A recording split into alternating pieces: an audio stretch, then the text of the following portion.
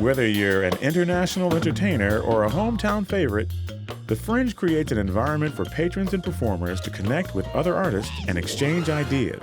I see it all the time. Artists, they make connections, or they build friendships, or they see each other's work, and that takes them to a new place of collaboration. People, give you information, they want your information.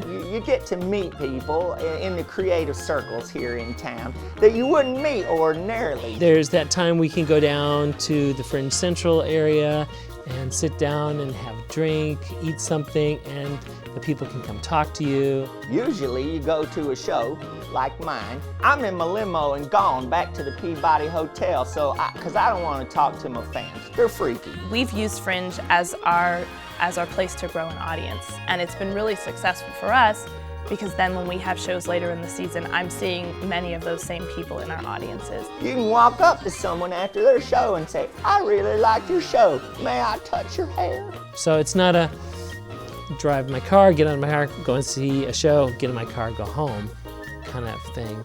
But it's a come down and be part of a community for some time. Now, therefore, we, Buddy Dyer, Bill Siegel, and Patty Sheehan of the City of Orlando do hereby proclaim May 14th through 25 as Fringe Week in the City of Orlando. Every year I'm so happy to see repeat patrons and repeat artists that it feels like Old Home Week, or it feels like the prom. I think I do have the Fringe bug. Every year when it starts to come around, even if you're not in a show, it's coming and you got to get there. Yes, you will catch the Fringe bug. It's infectious. This once a year thing, it's like the best day of your life over and over again for 12 days. Yeah, I can talk about the Fringe bug. I started as a beer tent volunteer and now I run it.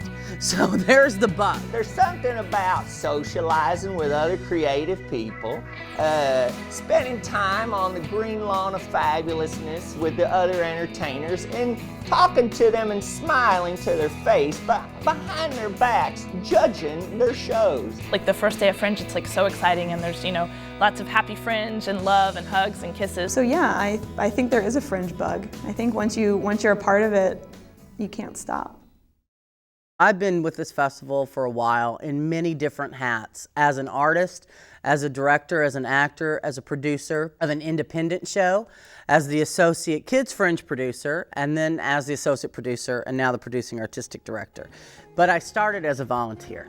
From serving beer to selling tickets, the Orlando International Fringe Theater Festival requires over 200 dedicated volunteers. Programs are organized, merchandise and buttons are sold, and with round-the-clock food on the green lawn of fabulousness, there's plenty of trash to dispose. It's safe to say the volunteers are the backbone of the festival. They're also the biggest fans. We love the Fringe. We love everything about it. Here's all 17 years of the Fringe volunteer shirts I have. And in between that, I do have some collectible shirts that I either had bought or won at our volunteer parties that we've had. I'm famous for my cat and hat hat. For the past 12, this is 12 years old. And this has all 18 buttons.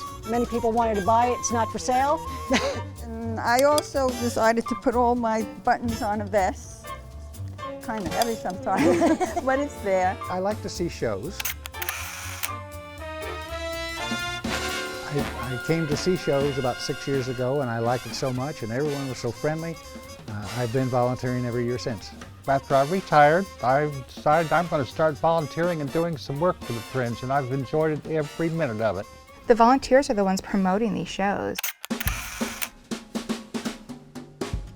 The volunteers certainly are the key to the operation here at the festival. We could not do it without them, and they have a lot of loyalty.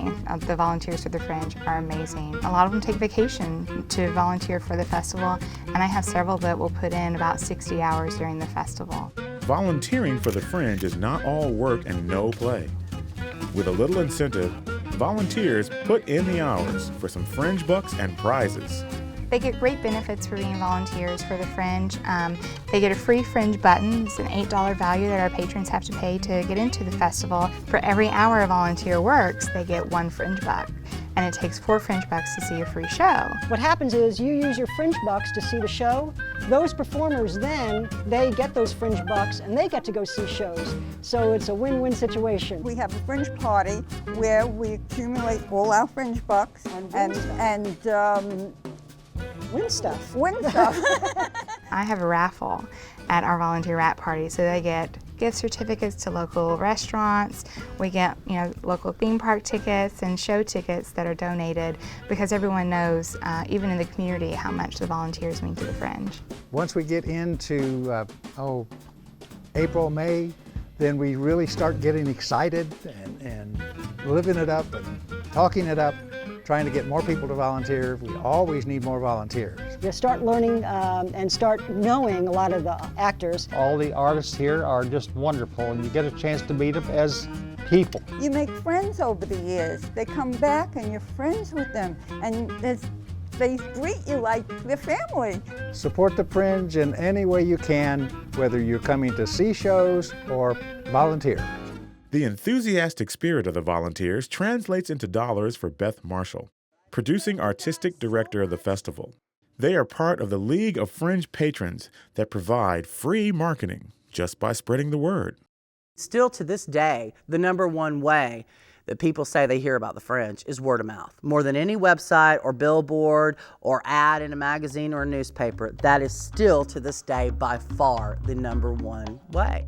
Beth Marshall is a devoted advocate of the arts, spending countless hours traveling to different Fringe festivals to recruit national and international artists for the Orlando Festival. She also coaches groups on how to make the most of their Fringe experience. As you come in to produce a Fringe show, know what you want to lead with. So for some groups, it's just really important that they get an opportunity to say what they need to say. For other groups, it's important that they make a certain amount of money at the end of the day. And for other groups, it's just to have fun. Pick which one you are leading with, and your Fringe will be even that much more successful. With all the ticket sales going back to the artist, it pays, literally, to create a production that generates a buzz and fills the seats. For the group that has a quality show in this festival and sells well and markets well, they have the opportunity to make a lot of money in the course of 12 days. So we want that for the artists because there's not a lot of places that can give that kind of payout in the course of 12 days. So we're real proud of that piece of it. In 2009, nearly $163,000 were given back to the artist. Beth Marshall wants those numbers to grow. She has a 5-year plan for the Orlando Fringe and an even bigger vision for all of the festivals. I see us staying in Lock Haven Park for at least another 5 years.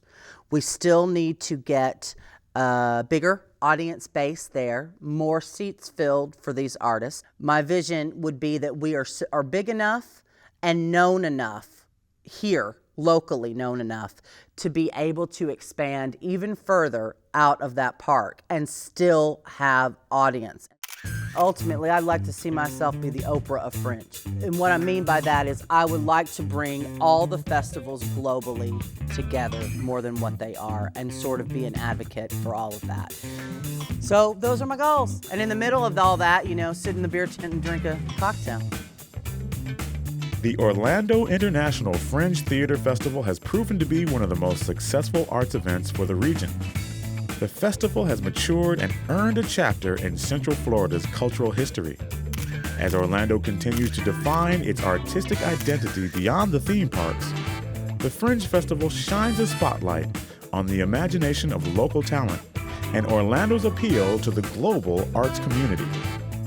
We have a draw now that brings in people from all over the state and all over the Southeast, all over the country, and we even have some international folks that come directly to Orlando just to see this festival. And that has amazing impact not only on Orlando's arts community, but also on our economy. I think there's always going to be the need for this easily accessible platform for people to produce, because there's always new people coming of age, coming to town, that need the opportunity to let what their passion, what their artistic vision is come out. God, Fringe will keep going no matter what. Hopefully it will grow. I see more things happening with outdoor venues. I see Kids Fringe growing. I see Visual Fringe growing. I just want people to continue to experiment and do new things, try new things that they haven't before. I'd love to encourage it to continue in its diversity, to not just end up catering to the easiest accessible group of people, but to really work at including all of our community.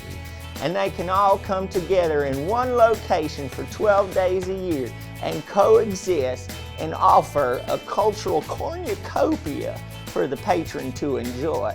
So if you don't come to the Fringe Festival, you're an idiot. It's here, it's in your backyard. It falls these 12 days every year leading into Memorial Day.